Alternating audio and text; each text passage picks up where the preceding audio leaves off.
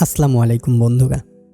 আপনি নিশ্চয়ই মানুষকে বলতে শুনেছেন আকাশ খেয়ে ফেলেছে বা মাটি গিলে ফেলছে।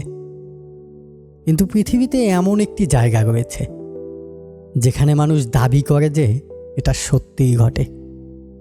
জাহাজ, বিমান, এমনকি মানুষও সেখানে রহস্যজনকভাবে অদৃশ্য হয়ে যায়। স্বাগতম বারমুডা ট্রায়াঙ্গেলে। বারমুডা ট্রায়াঙ্গেল, যাকে ডেভিলস ট্রায়াঙ্গেলও বলা হয়, এটি উত্তর আটলান্টিক মহাসাগরের পশ্চিম অংশে অবস্থিত। এটি 3টি বিন্দু দ্বারা গঠিত: ফ্লোরিডা, পুয়ের্তো রিকো এবং বারমুডা। এই 3টি বিন্দু একটি ত্রিভুজ তৈরি করে, তাই এই অঞ্চলটির নাম বারমুডা ট্রায়াঙ্গেল। কিন্তু এখানে ঘটে যাওয়া রহস্যময় ঘটনাগুলির কারণে এটিকে দ্য লিঙ্গ অফ লস্ট বা দ্য হুটসিও বলা হয়। বারমুডা ট্রায়াঙ্গেলের রহস্য নিয়ে কিভাবে আলোচনা শুরু হয়েছিল? 1950-এর দশকে মার্কিন মিডিয়ায় এই অঞ্চল নিয়ে আলোচনা শুরু হয়। কিন্তু 1964 সালে লেখক ভিনসেন্ট গ্যাডিস আর্গোসি ম্যাগাজিনে একটি আর্টিকেল প্রকাশ করেন, যেখানে তিনি এই অঞ্চলকে মারাত্মক বারমুডা ট্রায়াঙ্গেল বলে উল্লেখ করেন। তখন থেকেই এই নামটি জনপ্রিয় হয়ে ওঠে। একটি বিখ্যাত ঘটনা হলো অ্যালেন অস্টিন জাহাজের ঘটনা। 1888 সালে এই জাহাজটি ইংল্যান্ড থেকে নিউ ইয়র্কের দিকে যাচ্ছিল। হঠাৎ তারা একটি ছোট্ট নৌকা দেখতে পায়, যা অদ্ভুতভাবে ভেসে বেড়াচ্ছিল। যখন তারা নৌকাটি পরীক্ষা করে, তখন দেখে যে সেখানে কেউ নেই।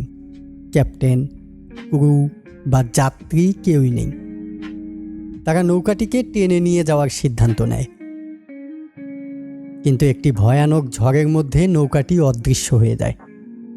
ঝড় শেষ হওয়ার পর নৌকাটি আবার দেখা যায়, কিন্তু যারা এটিকে টেনে নিয়ে যাচ্ছিল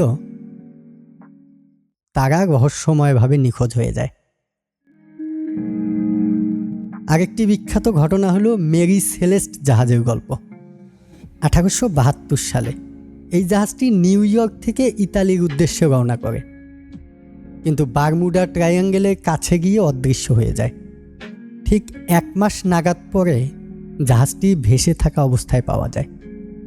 জাহাজটি সম্পূর্ণ অক্ষত ছিল, এমনকি খাবার টেবিলে খাবারও পড়েছিল, কিন্তু পুরো ক্রু এবং যাত্রীরা নিখোঁজ হয়েছিল।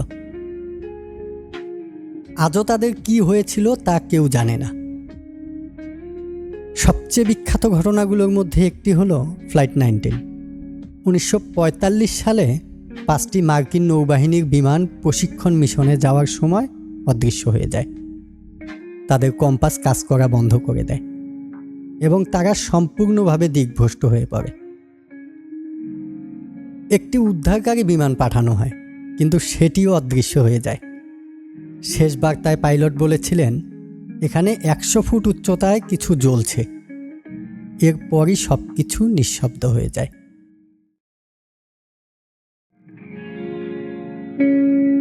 বারমুডা ট্রায়াঙ্গেল থেকে বেঁচে ফিরে আসা একমাত্র ব্যক্তি হলেন ব্রুস জার্নন। 1970 সালে তিনি বারমুডা ট্রায়াঙ্গেলের উপর দিয়ে একটি ফ্লাইট নিয়ে যাচ্ছিলেন। যখন হঠাৎ তার বিমানের যন্ত্রপাতি কাজ করা বন্ধ করে দেয়, তিনি অদ্ভুতভাবে একটা মেঘের মধ্যে আটকা পড়েন এবং মনে করেন যে একটি বাহ্যিক শক্তি তার বিমান নিয়ন্ত্রণ করছে। যখন তিনি মেঘের বাইরে আসেন, তখন দেখেন যে তিনি মাত্র 45 মিনিটেই 250 মাইল পথ অতিক্রম করেছেন, যা সাধারণত কমপক্ষে 1.5 ঘন্টা সময় নেয়। তার জ্বালানিও কমেনি। তিনি পরে এই অভিজ্ঞতা নিয়ে একটি বই লিখেছেন। বারমুডা ট্রায়াঙ্গেল নিয়ে অসংখ্য চলচ্চিত্র, বই এবং ডকুমেন্টারি তৈরি হয়েছে। মানুষ রহস্য পছন্দ করে এবং বারমুডা ট্রায়াঙ্গেল সেই রহস্যের উৎস। সমুদ্র দৈত্য, এলিয়েন, এমনকি ইলুমিনাতি ষড়যন্ত্রের গল্প এই অঞ্চলের সাথে জড়িত। বিজ্ঞানীরা বহুবার এই রহস্য ব্যাখ্যা করার চেষ্টা করেছেন। বিজ্ঞানীরা বলেছেন যে মিথেন হাইড্রেট নামক গ্যাস বুদবুদ তৈরি করে, যা জাহাজকে ডুবিয়ে দিতে পারে। আবার হ্যাক্সাগন আকৃতির মেঘ এয়ার বম তৈরি করে, যা বিমানগুলোকে ধ্বংস করতে পারে। এছাড়াও অ্যাগেনিক লাইন নামক একটি স্থানে চৌম্বক উত্তরের সাথে ভৌগোলিক উত্তর মিলে যায়, যার কারণে কম্পাস কাজ করা বন্ধ করে দেয়। বারমুডা ট্রায়াঙ্গেলই একমাত্র রহস্যময় অঞ্চল নয়। জাপানের কাছে ড্রাগন ট্রায়াঙ্গেল নামে একটি অনুরূপ অঞ্চল রয়েছে, যেখানে জাহাজ এবং বিমান অদৃশ্য হয়ে যায়। কিন্তু বারমুডা ট্রায়াঙ্গেলের মতো এটি ততটা বিখ্যাত নয়, কারণ হলিউড এটিকে নিয়ে ততটা চলচ্চিত্র তৈরি করেনি।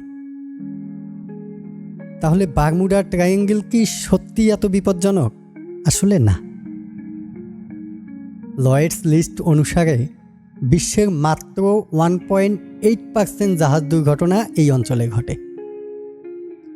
আসলে বারমুডা ট্রায়াঙ্গেল বিশ্বের সবচেয়ে বিপজ্জনক অঞ্চলগুলির তালিকায় শীর্ষ 10-এও নেই, কিন্তু তারপরও এর রহস্যময় খ্যাতি এটিকে পর্যটন, বই এবং চলচ্চিত্রের জন্য একটি জনপ্রিয় স্থান করে তুলেছে।